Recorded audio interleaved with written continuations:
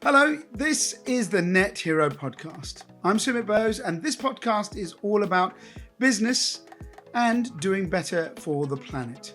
It's not an eco podcast, we're not green warriors. We believe that business is good and business will make the difference, but it's about holding businesses to account. So if you're interested in what we're doing to try and make things better, to stop our polluting of the planet, to stop our global warming, to stop us driving around in cars that are polluting the air that we breathe, this is the podcast for you. It's all about business, it's about invention, it's about entrepreneurs, scientists, and frankly, there's a few wild cards as well. Do hope you enjoy listening to this episode, and make sure you subscribe and follow us on your social media platforms, and please check out our two news websites, energylivenews.com and Future Net Zero. On with the show. Now, you'll remember many years ago, I did go, look, I've still got it, my COP21 bottle. And COP in Berlin has just finished about a month or so ago or something like that.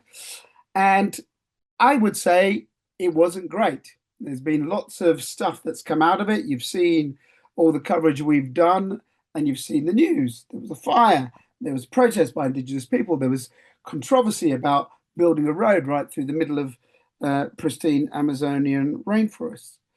Many said that the fact that the US and China and India hardly played any role in it, that the world is shifting, thinking again about net zero.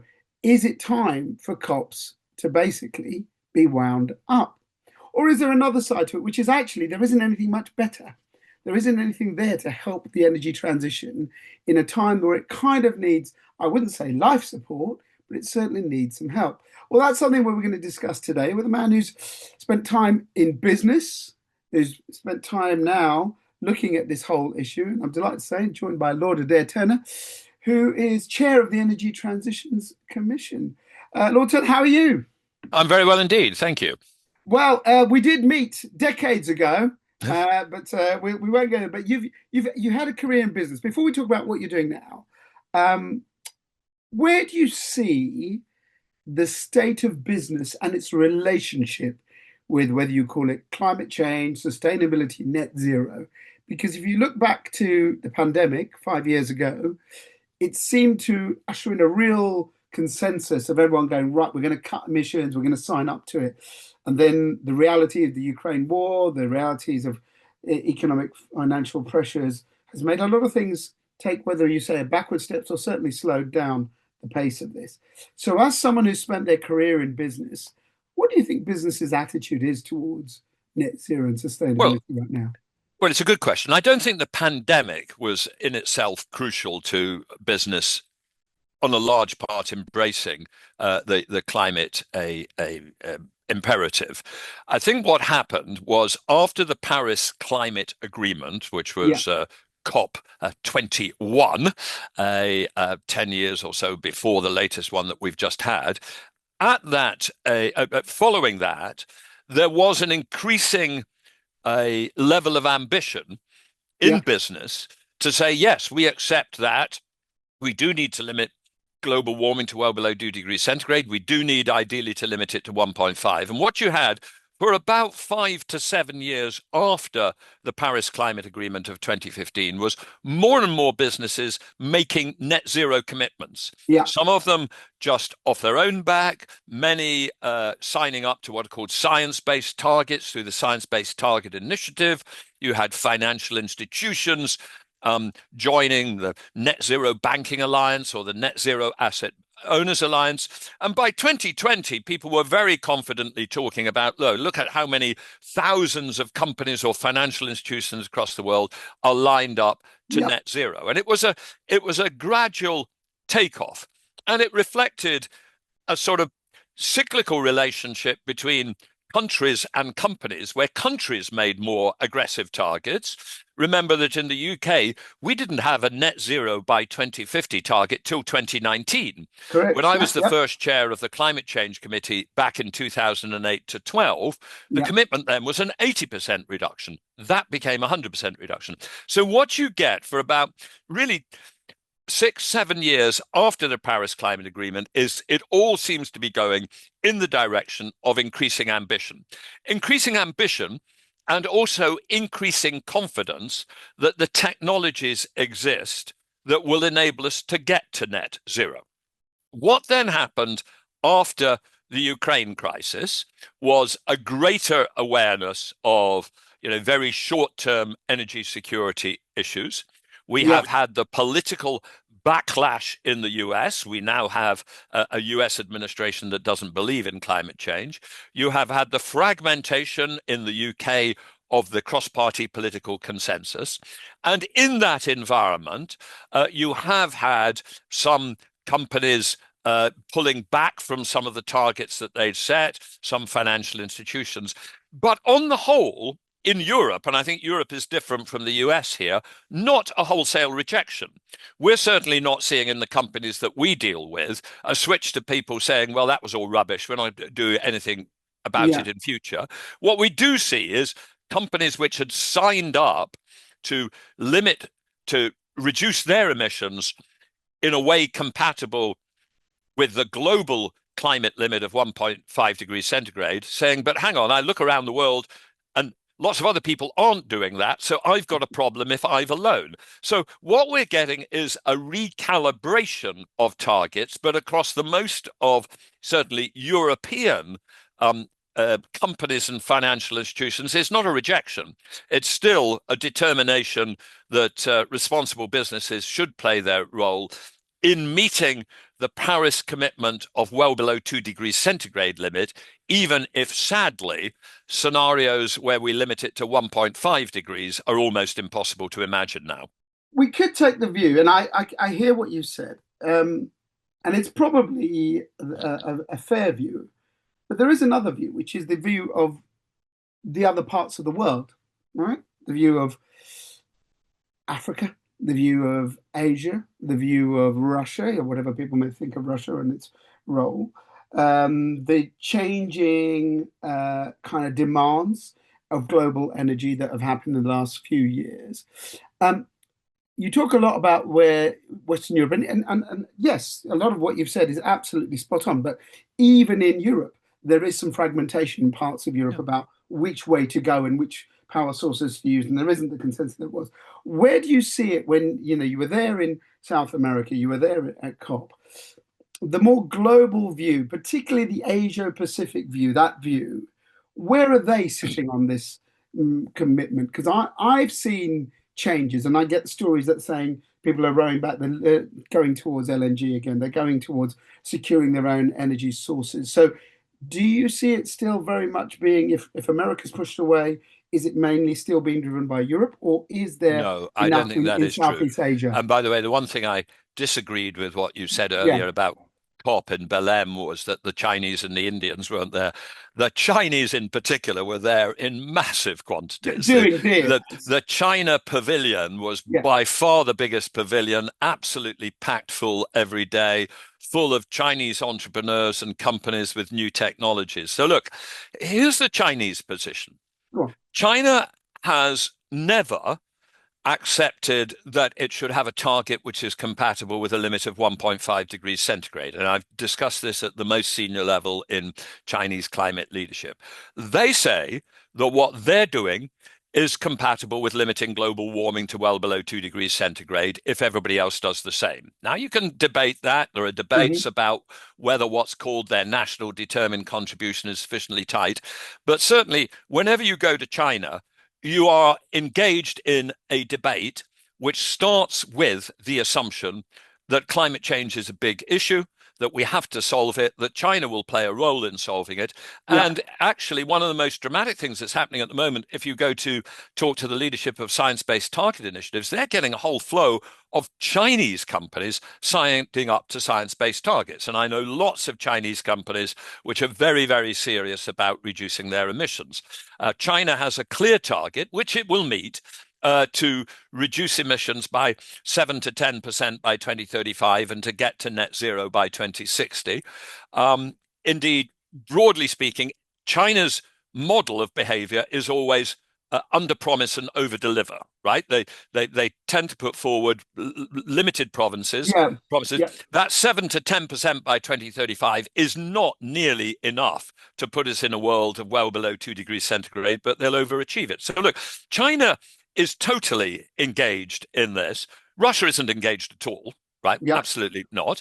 India is engaged. There tends to be a different attitude in India than China. India, the diplomatic side of India, as somebody very senior put it to me the other day, he said you have to understand there's business India and there's There is. diplomatic India. Correct. Yeah, exactly. Business India Yeah. is full of lots of very capable companies out there investing in green hydrogen, out there investing in renewables, various forms of storage. Diplomatic India, unfortunately, tends to turn up in COP in a mindset of saying, we'll do something if the developed world Yes. promises a Yes. flow of finance. Yes. And frankly, the debates on finance at COPs have become really rather pointless. You get these demands for money. Eventually, the developed world, but this now means Europe and not America, promises a certain amount, which it doesn't deliver. And then next year, the next COP, we have the same argument all over again. It's a very sterile debate on both sides. So look, but India is building renewables fast. A lot of Indian businesses are playing a great role. As for Southeast Asia, Singapore is very serious about this climate change. So is Thailand. So is Malaysia. So I think overall, I think Yeah. COP30 was not a great success, right? It Yeah. didn't achieve a strong sense of new momentum. On the other hand, it was not as much a failure as the Americans hoped. I think the Americans hoped that once they pulled out of the Paris process, lots of other people would pull out of the Paris process. That definitely did not occur.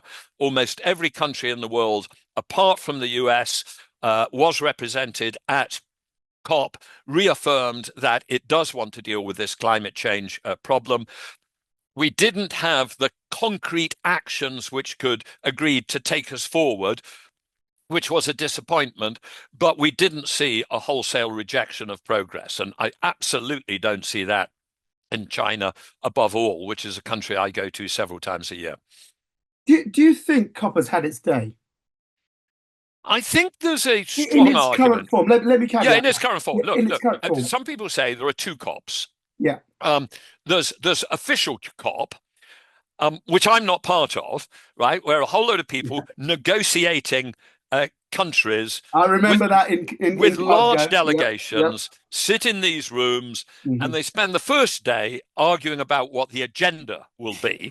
I mean, if you put a large number of diplomats in a room, they'll find infinite things to disagree with, and they are arguing about things that end up in formal agreements. There's a separate COP, which is essentially a sort of giant trade fair, and that's a very exciting thing to be at. Exactly. Because there are lots of people with new technological ideas, there are lots of people making commitments. And if you go around that COP, you come away somewhat excited. Now, I think the point about the negotiating COP is there needs to be a hard think about what is its role? Because there is a danger that you end up negotiating for negotiating. There were some things this year which were important to negotiate.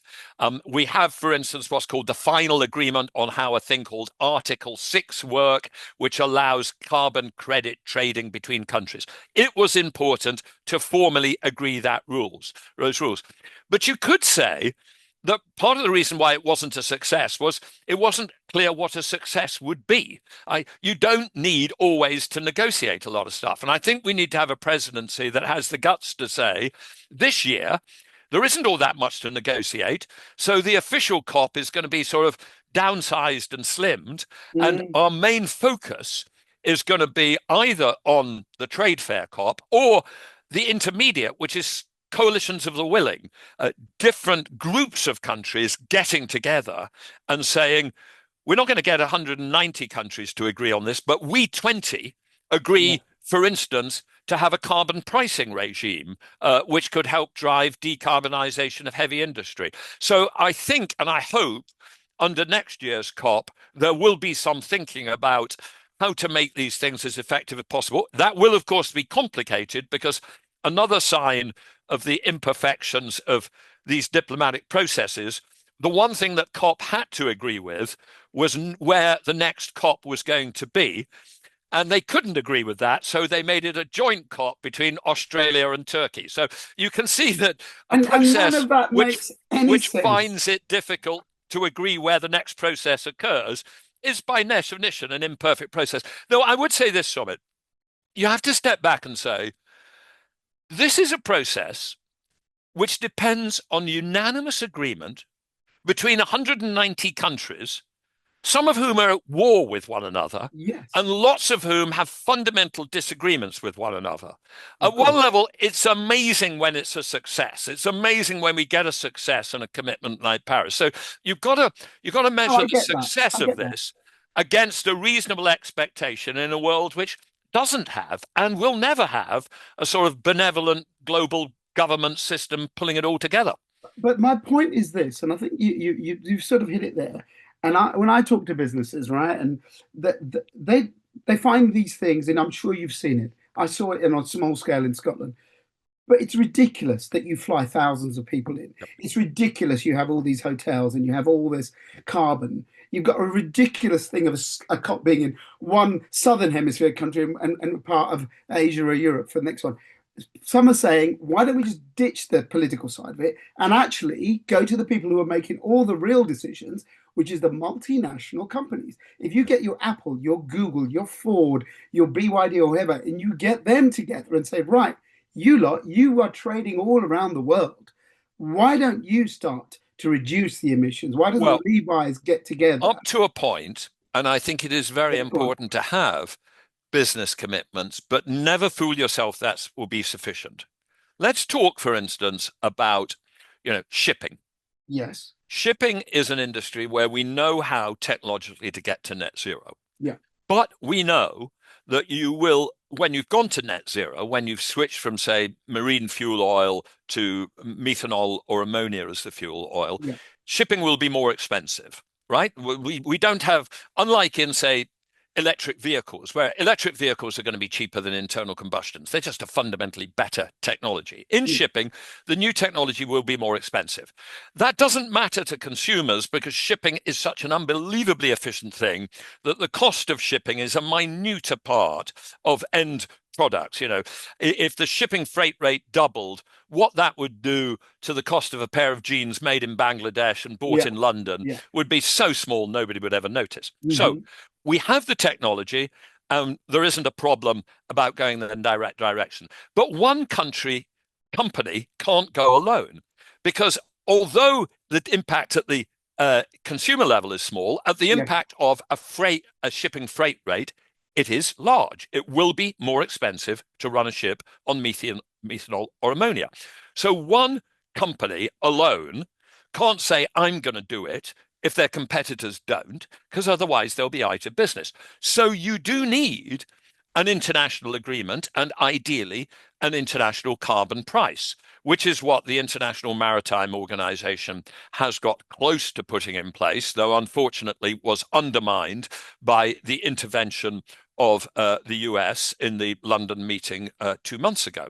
So we have you do need, there are some sectors of the economy, in particular the heavy industry sectors and aviation and shipping, where we will need carbon pricing.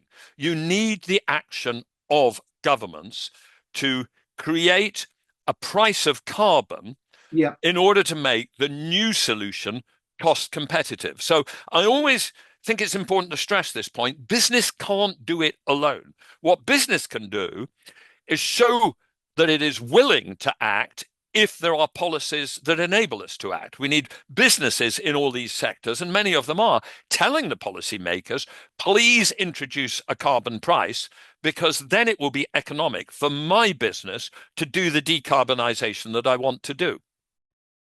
It's really funny you talk about this because I did a documentary about carbon pricing in 1999. And here we are, 26 years later, and we're nowhere near where I thought Well, we we would begin. be. Well, yeah, we're nowhere near where we need to be. I mean, there's some optimistic things that are happening. Yeah. European Union has serious carbon prices on the power sector and heavy industry. It is heading towards those, making those more serious by removing the free allowances that heavy industry has, and in place of that, putting in place what's called a CBAM, a carbon border adjustment mechanism.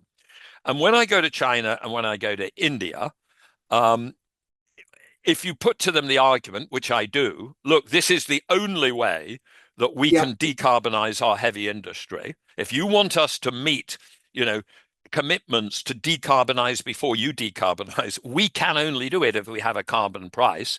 And what we want you to do is to have a carbon price on these sectors, not necessarily across the whole country, but across these sectors. Certainly in China, you get a lot of people to say, that's right, we ought to have the same carbon price. And they have a carbon price now, and they know that it'll tighten over time, and they know that they need to decarbonize heavy industry. I mean, just a month ago, I was in China, in Shandong province, visiting a pilot plant doing hydrogen direct reduction of iron. And they are cutting edge of the technological developments Yeah. on new ways of producing iron. But the people I was talking to know that they can only make progress on that if they have a carbon price, because it will only be economic. So I think the debates about the CBAM are actually on the verge of having a great success, which is inducing a reaction in the rest of the world that says Europe is going to do this. There's no way Europe's going to be persuaded not to do this. So we should have a carbon price as well. I think one of the crucial things here is don't get religious about having a carbon price across all sectors of the economy. Where carbon prices really matter are in sectors where energy is a high percentage of the total cost of production, Mm-hmm. and where there are professional decision makers focused on the energy cost. In those, if you introduce a carbon price, you will immediately have a response to that carbon price. There are other sectors of the economy where a carbon price is much less powerful. If you tried to, drive people to, adopt LED light bulbs, not incandescent light Yeah. bulbs, by telling them there'd be a carbon price on electricity, and the electricity price is going to go up, and so they should sit down of an evening and work out the alternative MPV of investing in incandescent bulbs or LED bulbs. It won't do it. So that's, regulation is better in some sets of the economy, but there are some where carbon prices are hugely powerful. They happen to be also sectors where you need some degree of international coordination or agreement, because they also tend to be very heavily internationally traded: shipping, aviation, steel, cement, chemicals. You've you've covered a really nice argument there, and I'm going to throw a grenade in there. The world's biggest economy doesn't want to play ball right now in any of this. Yep. So if you look at what's happening, and actually, I'm not going to sit here and just say he's a complete lunatic or anything, but he has a view of where he wants to be. He wants to make electric cars, but he doesn't want them from China. He wants to have them built by Americans in American factories again. He believes in getting nuclear and fusion. He believes in certain clean energies, but not clearly other things that he loads.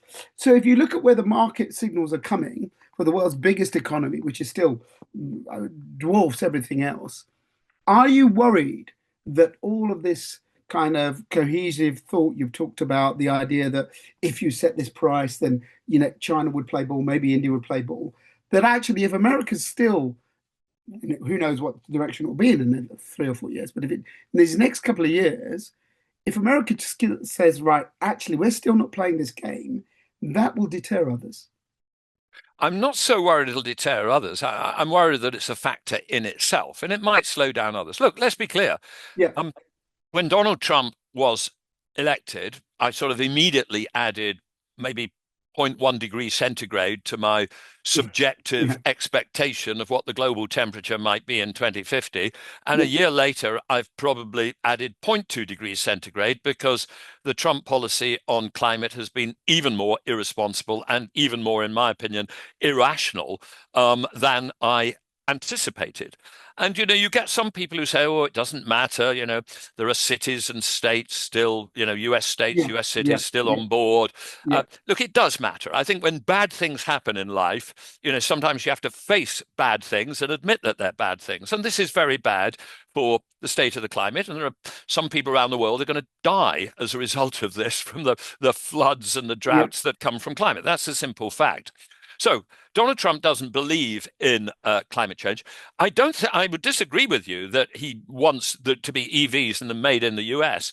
He's actually dismantling. He's not just putting up tariffs. He's dismantling support for electric vehicles in the US. Indeed, I think he's making a massive strategic mistake by turning the US economy away from a huge wave, which is going to be a wave of the future. What the Chinese have realized is that the future is electric, that yeah, there are a set of related technologies, batteries and EVs, solar, wind, new forms of grid technology, yes, including nuclear, but not only nuclear, and all sorts of what's called embedded computing, AI in its physical environment rather than just LLMs, which are an interconnected set of technologies which are going to be key to industrial competitiveness in future. And I think Trump has just turned his back of those. And I think the US will rue the day that he's done it, even in terms of industrial competitiveness, let alone in terms of the climate. And he is also, yes, he's in favor of nuclear. I'm not against nuclear, but any plan to depend on nuclear will not deliver for 5 or 10 years. It just takes time to do that. yeah, And it's turning back on the remarkable technological breakthrough that has occurred. What has occurred over the last 5 years is a collapse in the cost of solar, photovoltaics, and batteries so much that solar plus batteries has become what I call the killer app of the energy transition. yes, This combination is going to be the cheapest way to produce round the clock electricity. And remember, the cost of solar panels has come down 95% in the last 15 years. It's come down 99.9%, 1,000 times in 50 years. Cost of batteries has come down over 90% in 10 years and has come down 60% just in the last 2 years. Not only EV batteries, but storage batteries. This is a revolution that's going on, and Trump is ignoring it. So I think what he's doing is bad for the climate and bad for the future of the American economy. Now, the rest of us have just got to face that reality. I think the rest of the world does agree that there is a problem of climate change. It's going to be much harder without America there, at least under this current but sorry to administration. But interrupt, but but the rest of the world on yeah, lots of things has got to learn a way to survive without Big Brother. I mean, in Europe, we've got to be able to defend ourselves. The one thing I've always agreed on Donald Trump on yes, was that it was ridiculous that America paid yeah. such a large amount for the defense of Europe. And we've now got to grow up, but we've got to grow up on climate change as well. We've got to try and have as much a success as possible, even if America has made this terrible decision. What about before we end? You look at China, and China. You said they were the biggest pavilion was, and I'm not surprised because that renewable scenario you just said. And I know China's decarbonizing. I know China's building wind farms and building lots but it's still got a shed load of fossil fuel power Yeah. generating the Yeah. flipping components that go into renewable energy all around the world.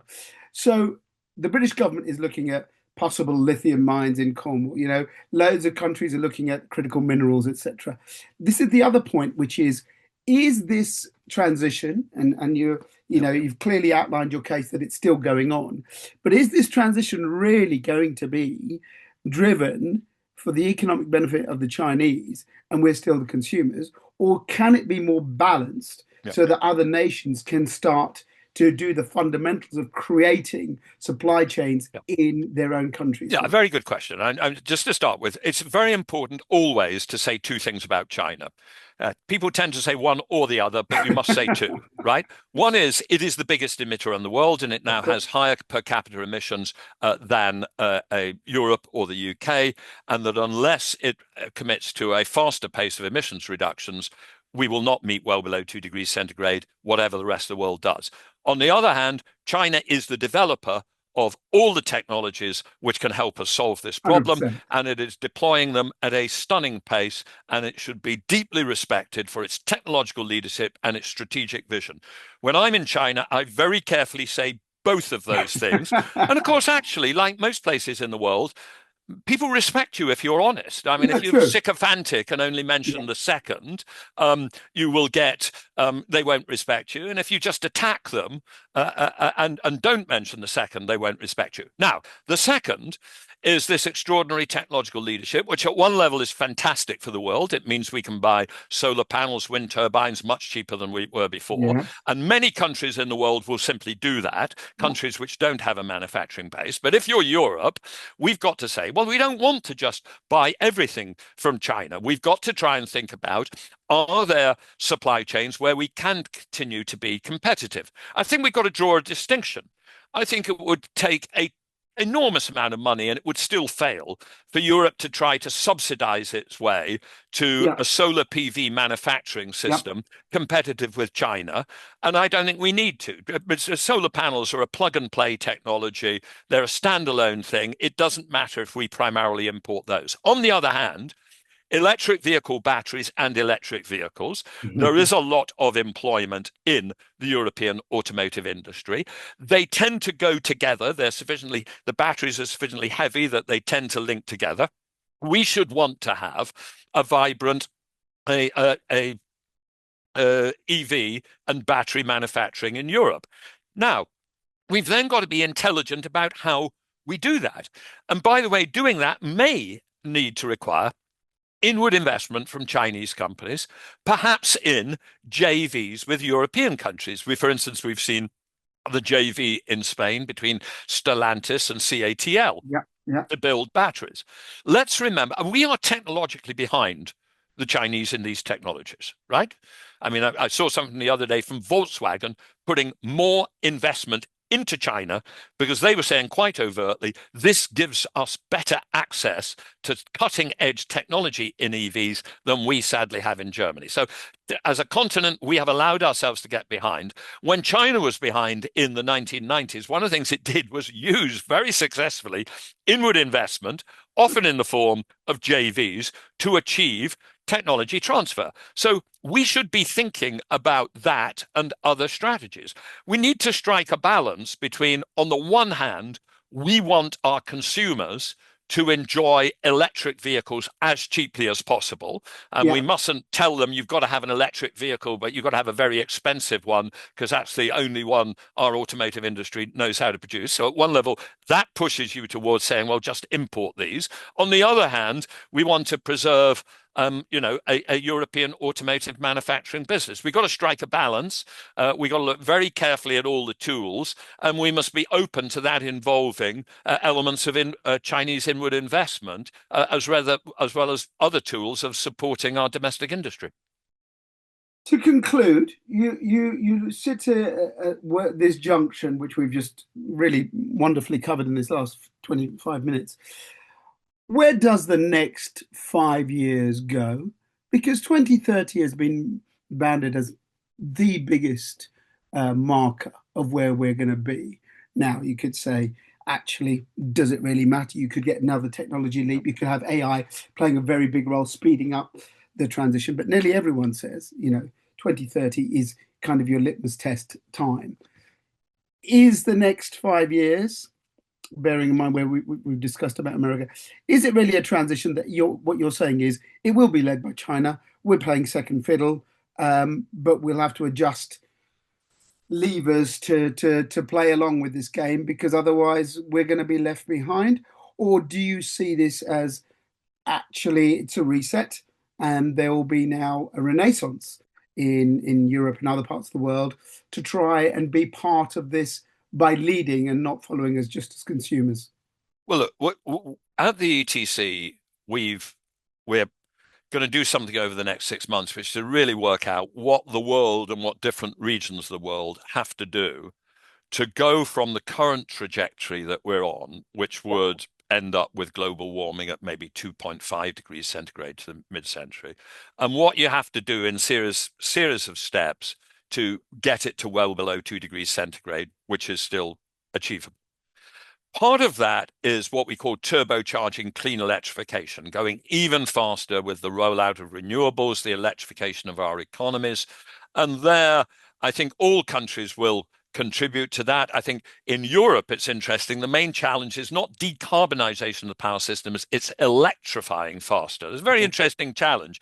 You could say, and you mentioned it earlier, Sumit, that in China almost the electrification has run ahead of the decarbonization of the power Massively. system. Yes, In absolutely. Europe, the decarbonization of the power system has run ahead of the electrification, and countries should always think about the balance. But I think overall, I'm relatively confident that we will see a continuation, but we need to see an acceleration of what we call clean electrification.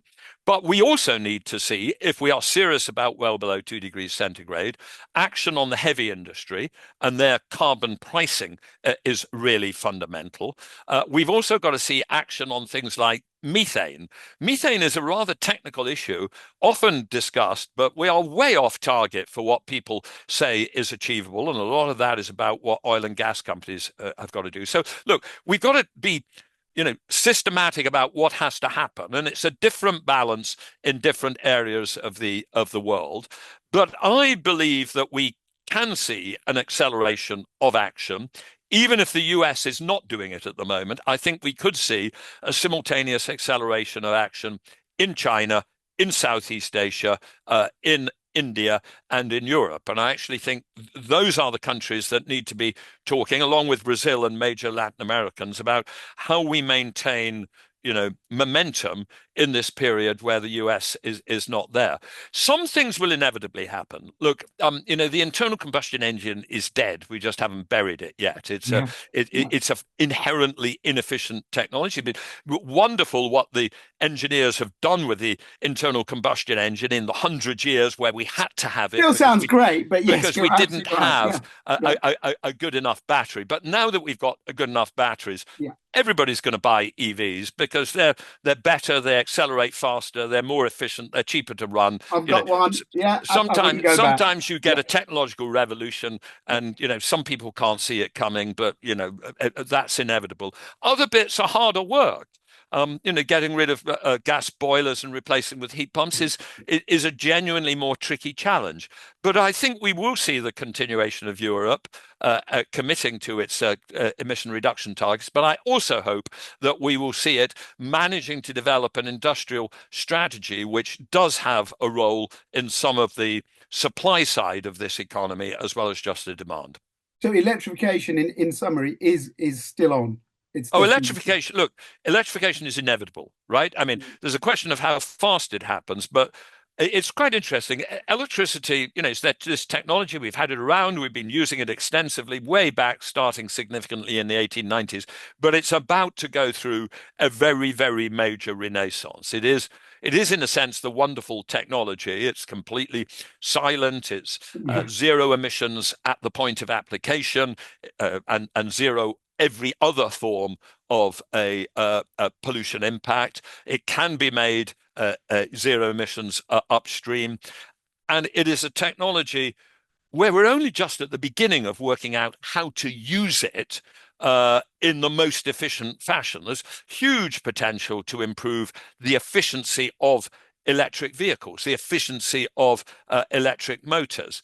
I think this is, electrotech, as people talk about, is the technology of the future, and it is 70 or 80% of what we need to do to get to a net zero economy is electrify, electrify, electrify.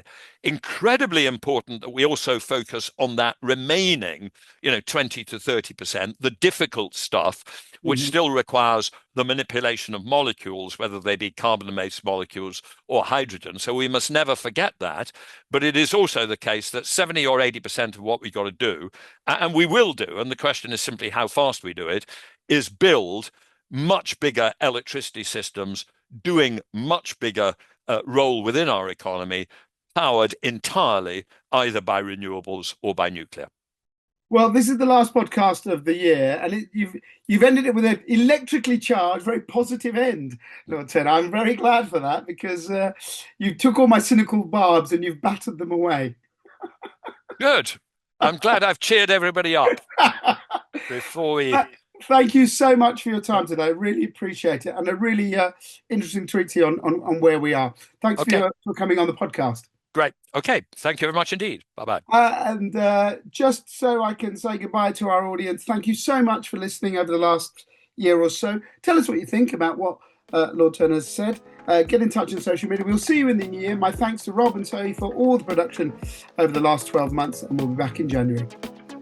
You've just heard the Net Hero podcast from FutureNetZero.com. Join us as we help you find ways to cut your carbon footprint as we head towards net zero. Subscribe and follow us on social media. FutureNetZero.com. Better business, better planet.